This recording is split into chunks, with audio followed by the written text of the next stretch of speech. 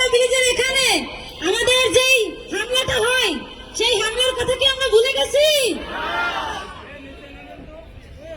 প্রিয় নড়াইলবাসী, আপনাদের দরবারে আজ উপস্থিত হয়েছে আমাদের কেন্দ্রীয় নেতৃবৃন্দ। আপনাদের দরবারে উপস্থিত হয়েছে প্রিয় নাহিদ ইসলাম ভাই, সারজিৎ ভাই, হাসনাত ভাই এবং তাসনিম জারা আপু সহ আমাদের কেন্দ্রীয় নেতৃবৃন্দ।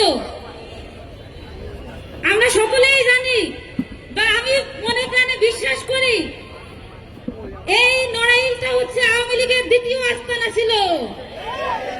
সেই জায়গা থেকে আমাদের নড়াইলে যেই হত্যাকাণ্ড ঘটানো হয়েছিল এই 4 আগস্ট, সেই দিনটার কথা কি আমরা ভুলে গেছি? প্রিয় নড়াইলবাসী, আমাদের এখনো সেই হত্যাকাণ্ডের বিচার হয় নাই।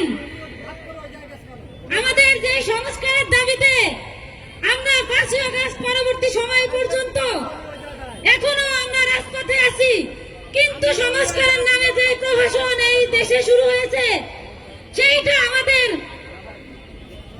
আবারও রাজপথে থেকে মোকাবেলা করতে হবে।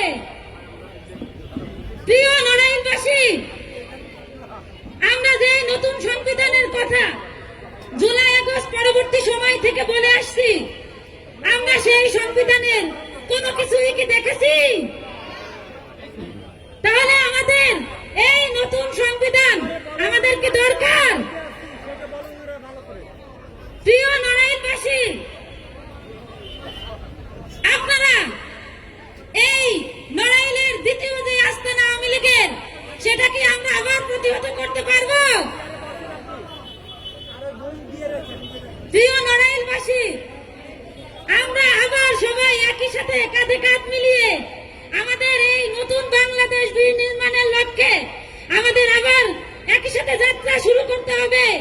আমরা কি সবাই একই সাথে যাত্রা শুরু করব?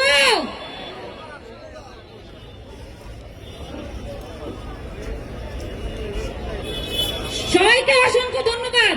ইনকিলাব